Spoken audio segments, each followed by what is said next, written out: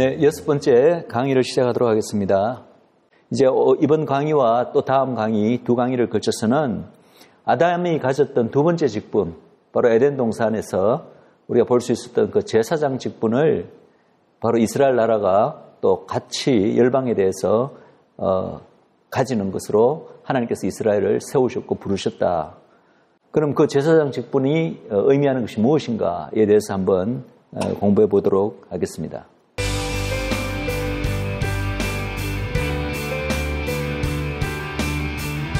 성경은 이스라엘이 온 열방에 대해서 제사장 나라로 세워졌음을 말하고 있습니다. 출애굽기 19장 6절에 읽겠습니다.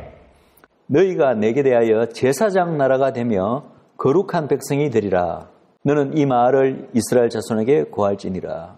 모세에게 여호와 하나님께서 이렇게 말씀하십니다. 이스라엘 나라가 여호와 하나님에 대해서 제사장 나라라는 것입니다.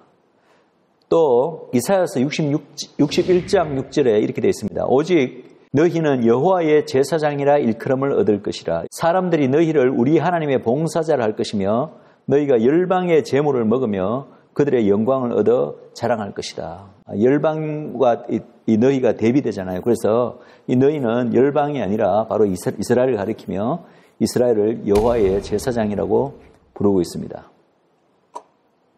그래서 제사장은 우리가 구약 때 알듯이 특별한 어떤 계층 혹은 한 개인을 제사장이라고 부르는데 특별히 출애굽기 말씀 그리고 이사야서 말씀은 이스라엘 그 한 나라, 한 민족 전체를 제사장 나라다, 제사장 국가라고 부르고 있다는 것입니다. 그럼 이러한 표현이 가지는 더 구체적인 정확한 의미는 무엇인가? 이것에 대해서 몇 가지 다른 의견들이 있습니다. 자, 여호와에 대해서 제사장 나라다라고 했을 때 영어의 번역은 Kingdom of Priests, 제사장들의 왕국이다. 이렇게 되어 있고 septuagin트, 우리가 흔히 70인역이라고 불리는 거기에는 이 부분을 Royal Priesthood, 왕적인 어떤 제사장 나라다. 이렇게 되어 있고 그 다음에 불가타, 그러니까 라틴 번역이죠. 번역에서는 Priestly Kingdom, Kingdom of Priests와 같은 뜻입니다. 제사장적 왕국이다. 이렇게 이제 번역을 하고 있습니다. 그럼 이러한 표현이 가지는 의미가 무엇인가? 신학자들은 세 가지 의미를 이야기합니다.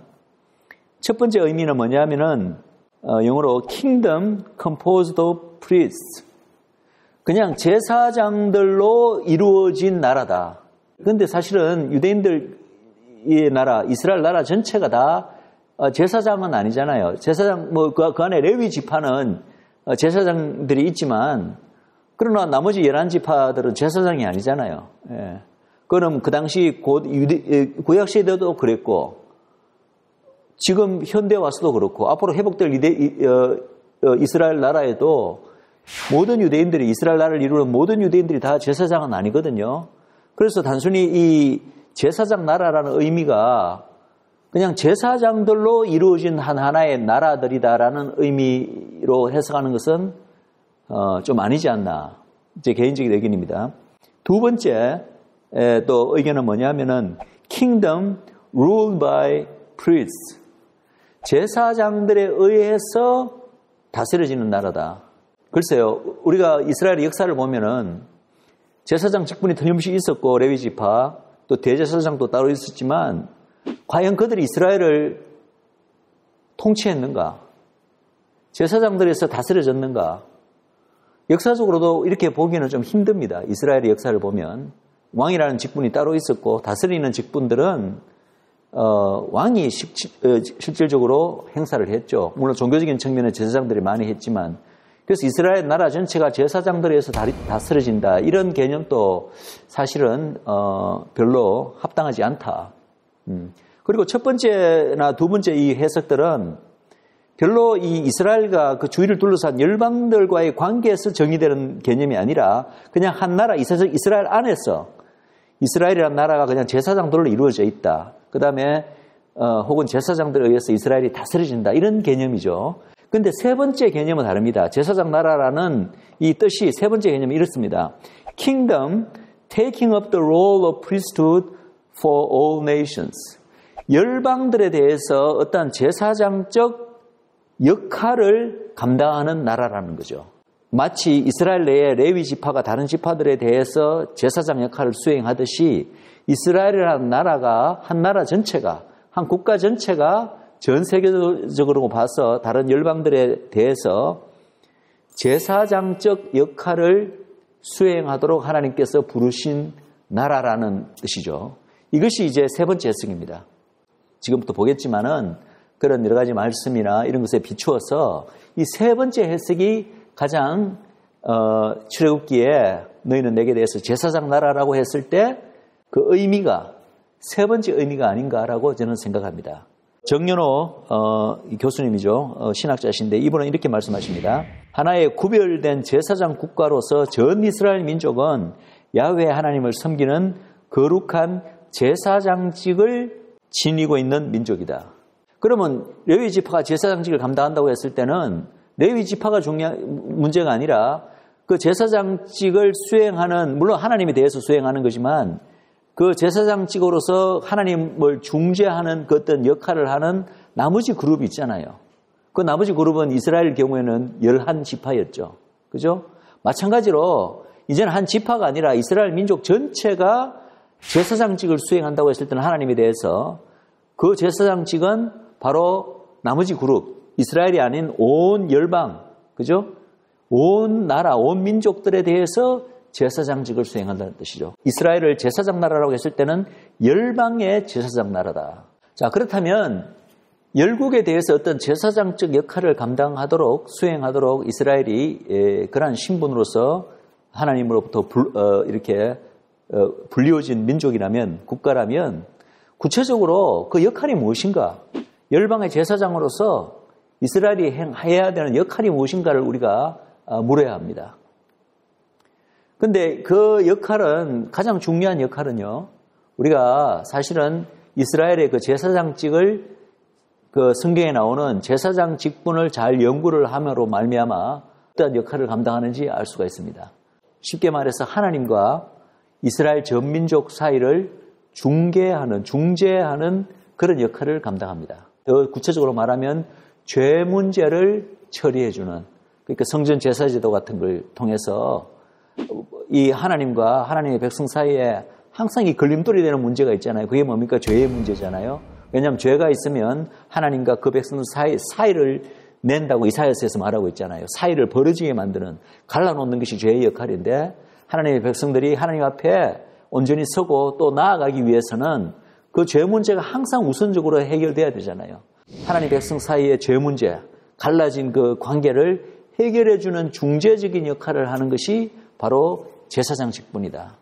그러면 이스라엘이 한 국가로서 열방에 대해서 어떤 제사장직을 수행한다고 했을 때는 바로 어떤 의미가 됩니까? 이스라엘이라는 한 나라가, 한 민족이 열방들과 하나님 사이를 중개하는 그런 제사장 역할을 수행한다는 거죠.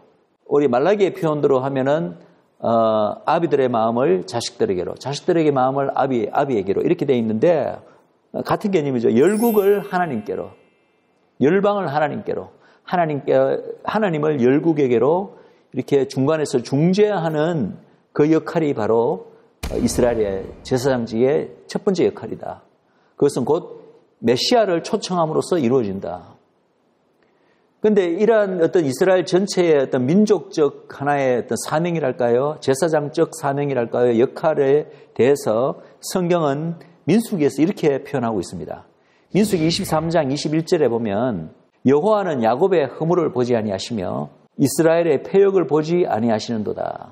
여호와 그의 하나님이 그와 함께 계시니 왕을 부르는 소리가 그 중에 있도다. 그럼 여기서 왕은 누굴 말합니까? 이 왕이야말로 바로 메시아. 단순히 이스라엘의 그 약속된 그 왕, 그죠? 메시아적 존재만 말하는 것이 아니라 이 왕이야말로 온 열방의 왕, 온 인류의 왕.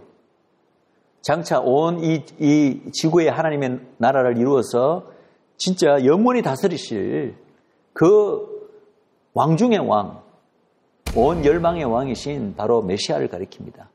그런데 그 메시아를 부르는 소리가, 즉 초청하는 소리가 누구 중에 있다고요? 이스라엘 민족 가운데 있다는 거예요. 즉 이스라엘 민족의 역할이 바로 온 인류를 위하여 그 메시아를 온 인류에게로 초청해 드리는 그런 역할을 감당한다는 거죠. 이러한 역할이야말로 정확하게 제사장적 역할입니다. 그럼 우리가 또 물을 수 있습니다. 이스라엘 민족이 어떻게 메시아를 온 인류에게로 초청해 드리는 역할을 감당하는가? 물론 육신적으로 바로 아브라함의 육적 혈통을 통해서 이스라엘 유대인 가운데서 예수님이 육신적으로 그 혈통으로 이 땅에 오시잖아요. 초림으로. 그렇기 때문에 뭐 그런 의미에서도 이스라엘 민족을 통해서 예수님 메시아가 이 땅에 오셨기 때문에 초청해 드렸다고 말할 수 있습니다. 그러나 사실은 그것도 맞지만은 그거 이상의 역할을 이스라엘은 면면히 수행해 왔다. 역사적으로. 무엇을 통해서? 이 성막, 성전 제도와 그리고 성전에서 일어나는 온갖 그 제사들, 그죠? 단순히 어떤 제2의식이 아닙니다. 이러한 모든 이런 제도들은 율법 가운데 한 부분, 굉장히 큰 부분을 차지하는 이 부분은 전부 다 처음부터 하나부터 10까지 바로 예수 그리스도 장차 오실 그 이스라엘의 메시아이자 온 인류의 메시아이신 예수 그리스도의 그분의 성품과 그분의 사역을 예표하는 그림자로서 예표하는 것으로서 그 의미를 가지고 있습니다. 바로 그분을 예표한다는 거죠. 그래서 이스라엘 민족이 아마 그런 인식을 가졌는지는 확실치가 않습니다. 아마 일부 랍비들은 그러나 모든 것들이 메시아와 연관됐다는 어떠한 그런 인식을 가졌겠지만 이 모든 예식들이 가지는 의미가 그들 민족에게 약속된 메시아와 직간접적으로 연결된다는 사실을 어쩌면 깨닫지 못했을 수도 있습니다.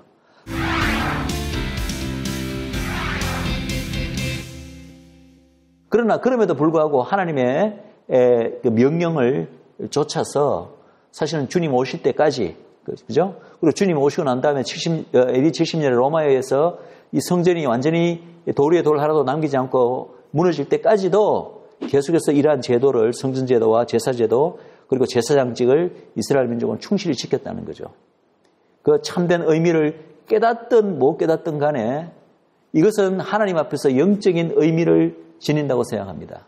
왜냐하면은 그 모든 제도 하나하나가 뭐 동물 희생제사에 당연히 우리가 알고 있듯이 6월절 어린 양 예수 그리스도의 그 피는 예수 그리스도를 의미하는 것이고 성전의 그 구조, 그죠? 성막의 구조 자체가 하나부터 10까지 바로 예수님과 교회, 그 관계, 그 모든 것들을 의미하는 것이고 특별히 직접적으로는 이스라엘의 그 제사장, 특별히 대제사장직은 바로 인류의 대제사장이신 예수 그리스도를 직접적으로 의미하는 것입니다. 비록 이스라엘 민족이 이 모든 것들의 그 참다운 영적 의미를 이해하지 못한다 하더라도 그들이 갖고 있는 영적 상징적 의미가 다 예수님이기 때문에 그들이 이러한 제도를 면면히 1000년 이상 이렇게 지켜왔을 때 그 메시아적 존재 우리 예수 그리스도를 바로 이스라엘에게로 그리고 온 인류에게로 초청해드리는 그런 영적 상징적 의미를 지닌다. 그래서 바로 이러한 제도를 통해서 왕을 부르고 있는 거죠. 이스라엘은 왕이신 메시아를 온 인류에게로 불러들이는 그 역할을 감당해왔다. 그것이 바로 이스라엘이 제사장 국가로서 온 열방에 대해서 온 인류에 대해서 수행하는 첫 번째 역할입니다. 한 국가로서 하나님과 세상 모든 민족들 사이를 중재하는 역할. 자, 두 번째 역할이 있습니다. 두 번째가 또 굉장히 참 중요한 역할인데요.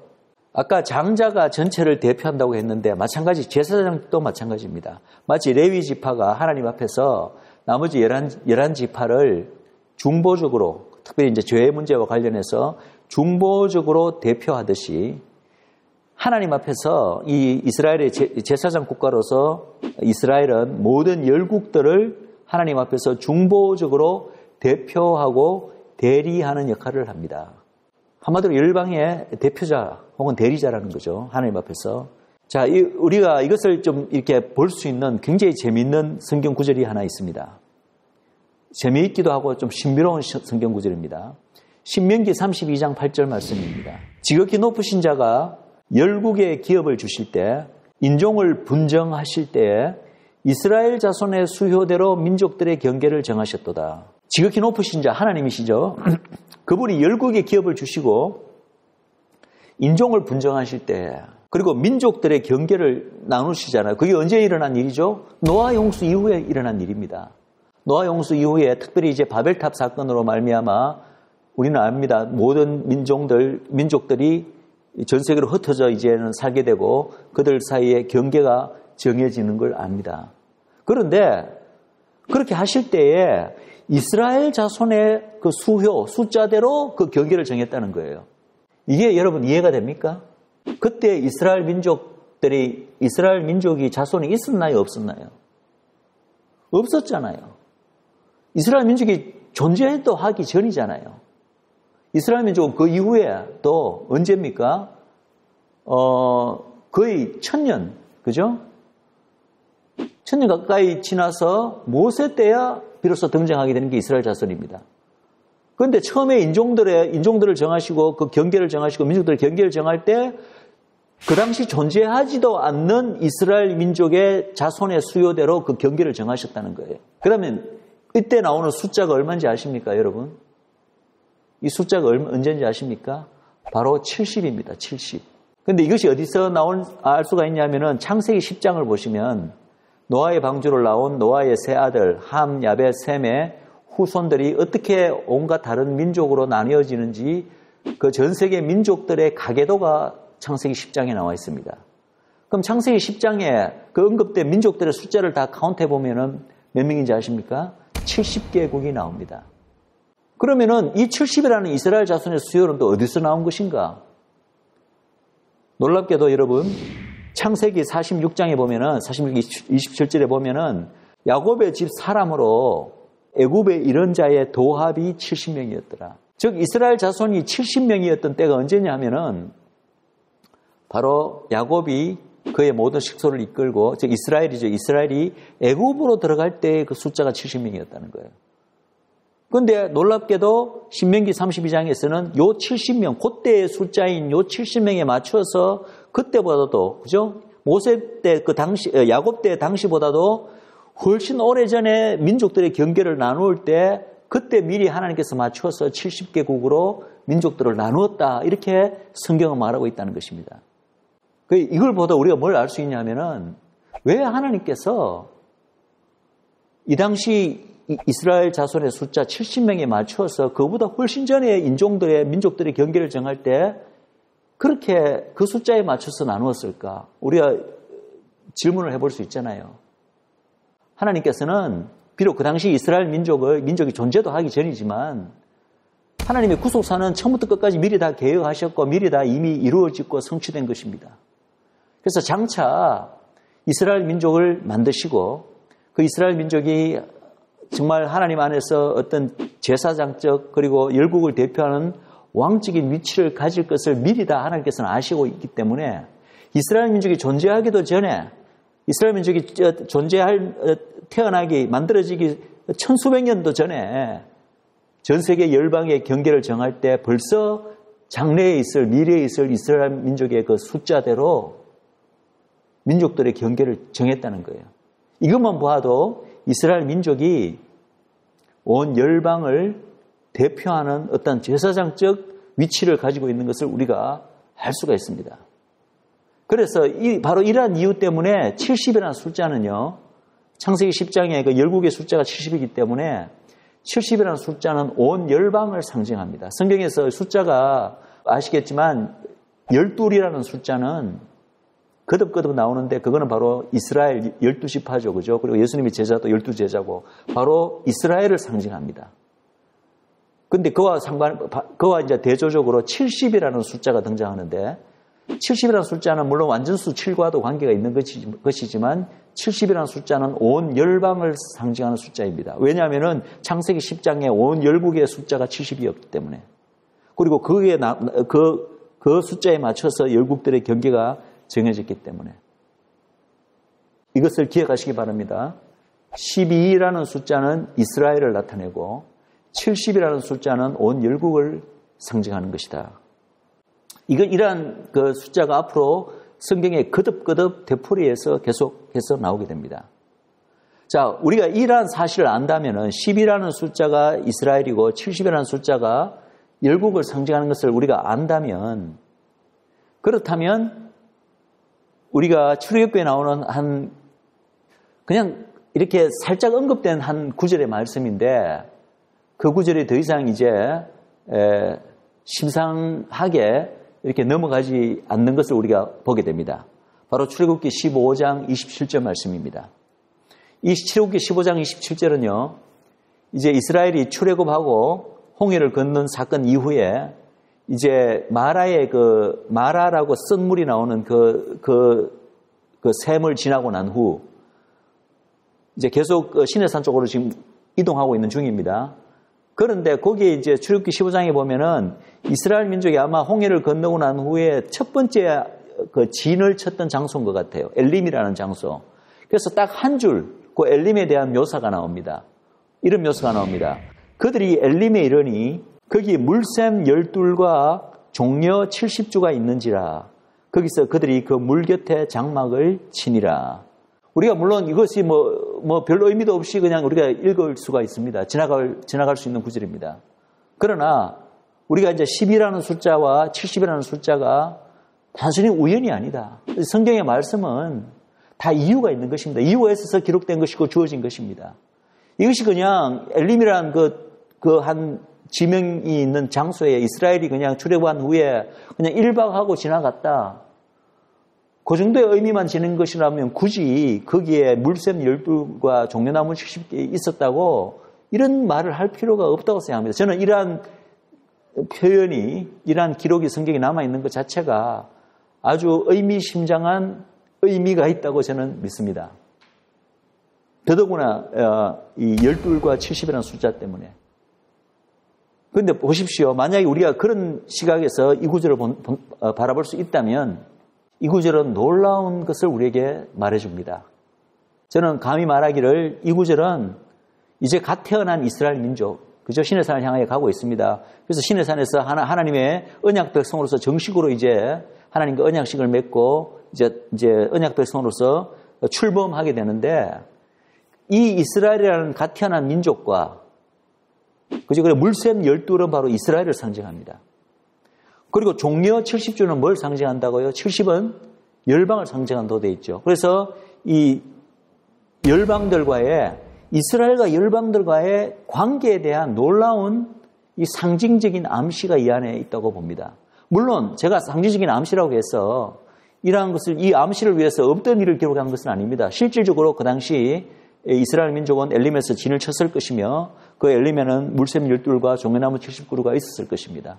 그러나 그것조차도 하나님께서 이스라엘과 열방과의 관계를 위해서 하나님께서 놀랍도록 모든 것을 미리 이렇게 계획해 놓으시고 미리 조성해 놓았기 때문에 실질적으로 있었던 사실이지만 그 자체가 이러한 영적인 진리를 우리에게 가르쳐주기 위해서 이러한 것들이 있다고 저는 믿습니다.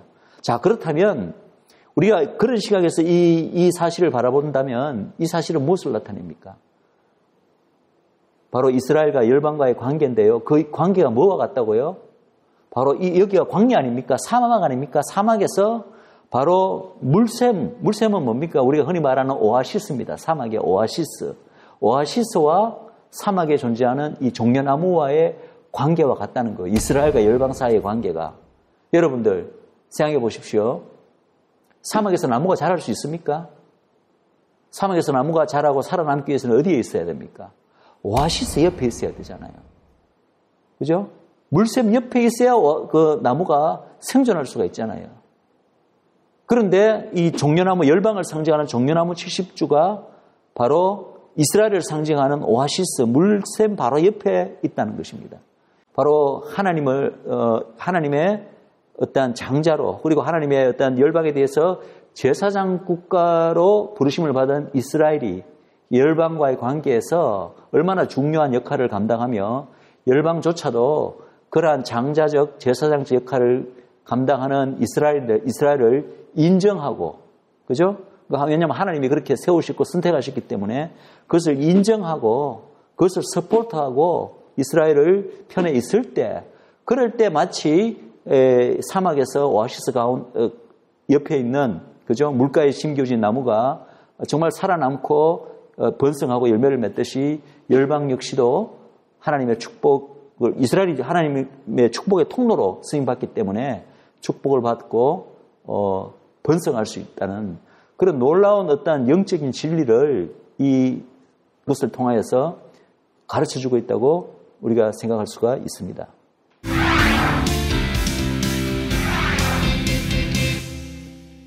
또 계속해서 보겠습니다. 이러한 어떤 관계들이 참 성경 곳곳에 흩어져 있습니다.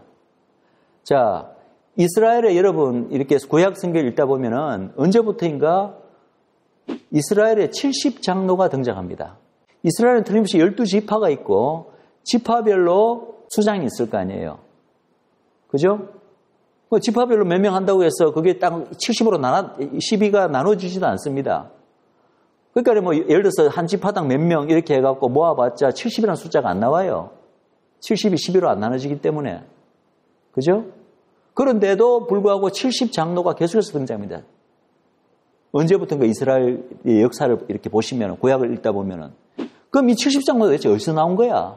그 기원은 확실하게 알 수 없지만, 그러나 이미 시내산에서, 이제 시내산에 도달한 이스라엘 민족이 이제 모세를 통해서 모세가 하나님으로부터 그 계명을, 10계명을 받고 율법을 받을 때 벌써 70장로가 거기 존재하고 있는 거예요. 그리고 사실은 이 70장로제가 이 시스템이 계속해서 이어집니다. 이스라엘 역사 가운데 왕국 시절에 이어져서 언제까지? 예수님 당시와 예수님 이후까지 이어집니다. 그렇게 이어진 단체가 뭐라고요? 바로 이스라엘의 종교계 전체를 대변하고 대표하는 산헤드린 공회입니다. 산헤드린 공회가 바로 70장로회가 이어진 것이 바로 산헤드린 공회입니다. 그런데 이 70장로가 이스라엘 역사 가운데 하나님과의 관계에서 굉장히 중요한 역할을 합니다. 예를 들어서 출애굽기 24장에 보시면 이제 모세를 통하여서 하나님께서 이스라엘 민족에게 하나님의 율법을 주시고 난 다음에 정식으로 그리고 이제 시내산에서 언약을 맺으시죠. 모세와 아론과 나답과 아비후와 이스라엘 장로 70인이 올라가서 이스라엘의 하나님을 보니 그의 발 아래에는 청옥을 편듯하고 하늘같이 청명하더라. 자, 이것은 무엇을 상징할까요? 제가 미리 말씀드린다면 이 장로 70인은 이스라엘이라는, 왜냐하면 이스라엘은 숫자가 10이잖아요. 12지파잖아요. 그런데 12지파 안에 70장로가 있는 거예요.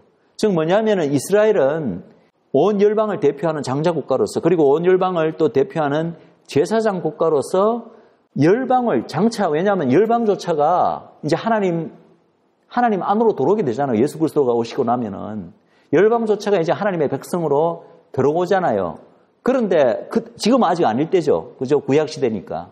그러나 지금 이 시대에 벌써 이스라엘은 온 열방을 대표하는 장자 제사장 국가로 부르심을 받았기 때문에 벌써 그 민족 안에 열방을 품고 있는 거예요.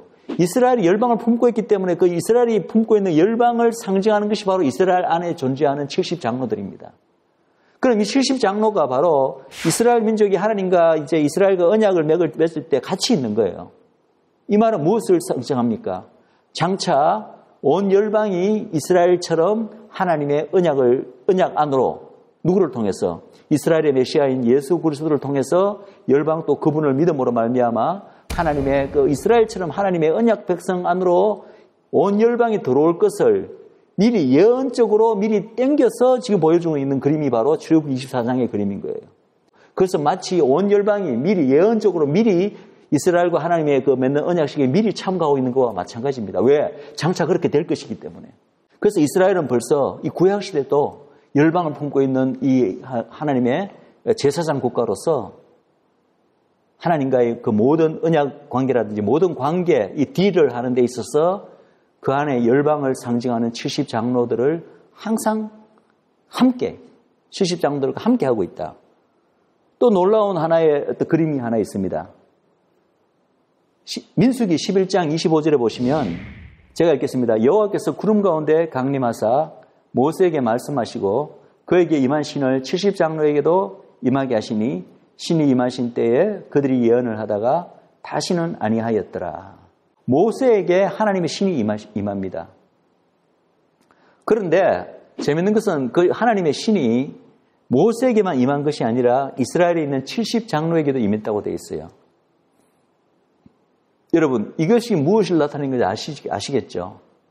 이 사건은 바로 장차 온 열방에게도 성령 하나님이 부어질 것을, 즉 우리가 너무나 잘 알고 있는 사도행전 2장 3장에 그 오순절 성령 강림 사건을 구약에서 벌써 예표하고 있는 사건으로 우리가 이것을 볼 수가 있습니다. 즉 이스라엘 안에 70장로가 성령을 받았다는 말은 장차 이스라엘 안에서 온 그 열방이, 그죠?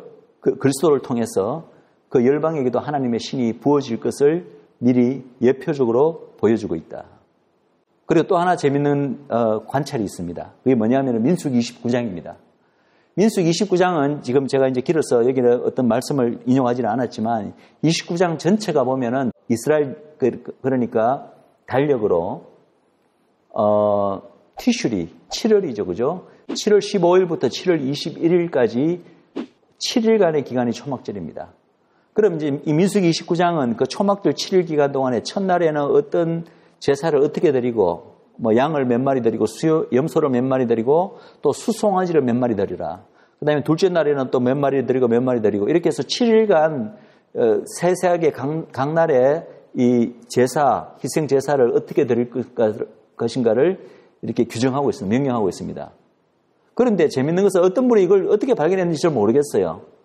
어떤 분이 무엇을 발견했냐면은 이때 초막절 7일간에 드려지는 숫송아지의 수를 다 합쳐보니까 바로 70마리더라. 물론 이것이 우연일 수도 있습니다. 어떻게 숫자를 합쳐다 보니까 7일간의 숫송아지들의 숫자를 합쳐보니까 우연히 70이 나왔을 수도 있겠죠. 그러나 저는 이제 그렇게 생각하지 않습니다. 이것은 우연이 아니다. 왜냐하면 우리가 이제 여호와의 절기를 아직 공부를 안 했지만 공부하다 보면은 초막절이 가지는 특별한 의미가 있습니다.